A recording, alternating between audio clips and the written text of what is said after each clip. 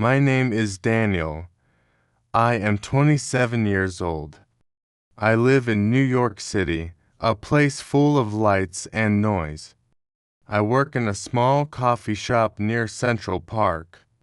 Many people think I am doing well, but inside, I carry a heavy sadness. I grew up in a small town in Texas. My mother raised me alone after my father left. She worked two jobs to give me food and books. She was always tired, but always smiling. For me, she was the strongest person alive. When I turned 18, I left home for college. My mother hugged me at the bus station. She gave me a small letter in my hand. She said, "Open this when you feel lost." I put it in my bag but never read it. At college, life was hard. I worked late at night and studied all day. I often felt lonely and far from home, but I was too proud to call my mother. I thought I had to be strong alone. Years passed, and I called her less and less. She always sent me messages, but I replied quickly, "Hi, Mom, I'm busy, love you." Those were my usual words. I never stopped to ask how she felt. After graduation, I moved to New York. I wanted a new life, far from my small town. My mother supported me, even when it hurt her. She said, "Go, Daniel, chase your dreams." But I never noticed the tears in her eyes. In New York, I worked many jobs, coffee shops, delivery, cleaning offices at night. I was tired, but I wanted success. Sometimes my mother called me on Sundays. I answered only when I had time. One evening, I got a phone call. It was from my neighbor back in Texas. He said, "Daniel, your mother is in the hospital." My heart dropped, and I couldn't breathe. I bought the first bus ticket home. When I arrived, I saw her in bed. She looked weaker, smaller than I remembered. Her smile was soft but full of love. She said, "Daniel, I'm so happy you came." Tears filled my eyes, and I held her hand. The doctor told me the truth. She had cancer, already too advanced. She had known for months but never told me. She didn't want to disturb my life. Those words broke me inside. I stayed with her for a week. Every morning, I made her tea. She told me stories from my childhood. I listened carefully, like a little boy again. I realized how much I had forgotten. One night, she said something quietly. "Daniel, open the letter I gave you." I froze because I had never read it. It was still in my old box of things. I promised her I would find it. The next day, I searched my bag. There it was, the small folded paper. The ink was a little faded with time. I held it in my hands, shaking.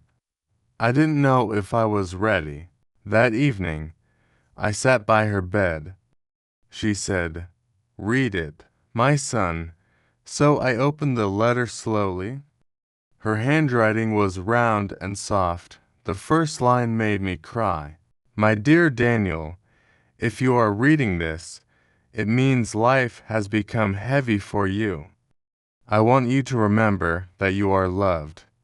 You are never alone, even far from me. My heart will always be with you." I couldn't finish the letter. Tears blurred the words on the paper. My mother touched my hand gently. She whispered, "Now you understand." I nodded, unable to speak. The days passed quickly in the hospital. I stayed beside her every moment. Sometimes she was silent, sometimes smiling. I read her books, even sang softly. I wanted to give her back all her love. One morning, the doctor told me quietly, "Daniel, she doesn't have much time." I felt the world crash around me. I wanted more days, more years. But life was not giving me that gift. That night, I lay beside her. I held her thin hand in mine. She said, "Promise me one thing. Live with kindness, not only ambition, and never forget to love." I promised her with my whole heart. She smiled, closed her eyes, and slept. I stayed awake, watching her breathe. Every breath felt like a treasure. Every silence felt like a fear. The next morning, I woke up early. The sun was rising through the hospital window. My mother was still sleeping peacefully. I watched her chest rise and fall slowly. I prayed for more time with her.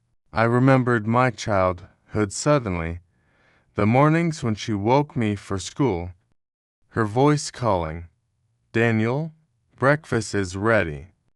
I could almost smell the pancakes again. Memories became sharper than the present. She woke up and smiled at me. Her eyes were tired, but full of love. She whispered, "Thank you for staying here." I answered, "I should have been here sooner." She only held my hand and said nothing. During the day, relatives came to visit. Cousins, neighbors, even my old teacher. Everyone said she was a special woman. They told stories of her kindness and strength. I realized how many lives she had touched. That night, I read the letter again.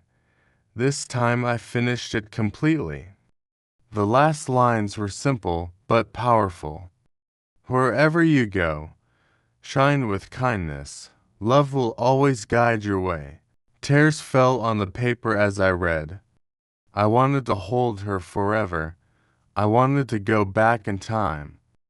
But life only moves forward, never back. That truth hurt more than anything. My mother grew weaker with each day. Her voice became soft like a whisper. Sometimes she closed her eyes for hours. But when she opened them, she smiled. Her smile gave me strength to continue. One evening, she asked for music. I played her favorite old song on my phone. She closed her eyes and hummed softly. Her lips moved with the lyrics she loved. It felt like time had stopped around us. I remembered when she danced in the kitchen. She held my little hands and twirled me around. Her laughter filled the small house. Now she was too weak to stand. But in my heart, I saw her dancing again. That night, she called my name softly. "Daniel, are you here?" she asked. "Yes, Mom, I am right here." She held my hand tightly with her last strength. Her eyes looked straight into mine. "Promise me again," she whispered. "Promise me you will live with love."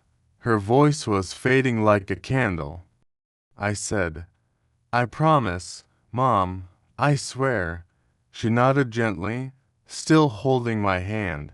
I felt her breathing become slower. The machines beeped quietly in the room.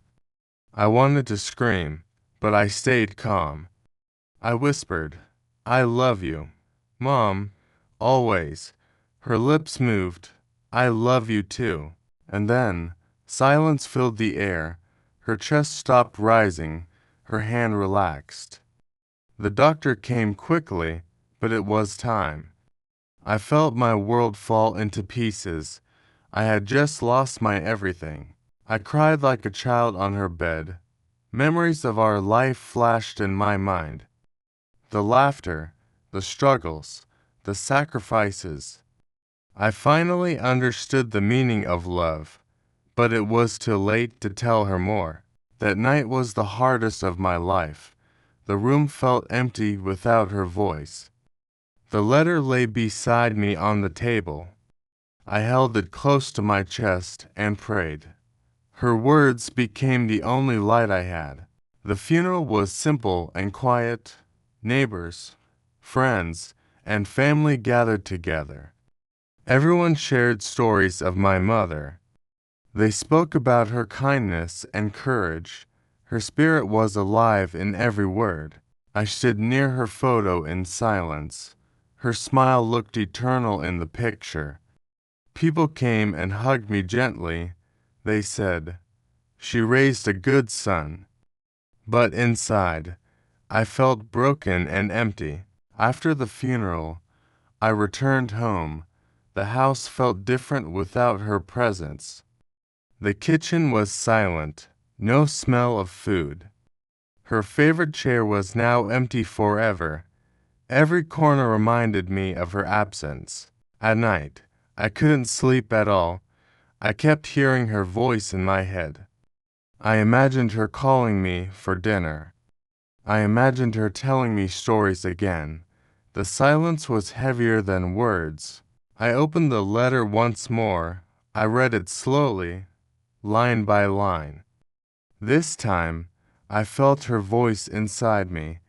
It was as if she was speaking directly. Her love became stronger than her absence. The words began to heal my pain. Wherever you go, shine with kindness. I realized she wanted me to live fully, not with sadness, but with purpose. Her wish became my mission in life.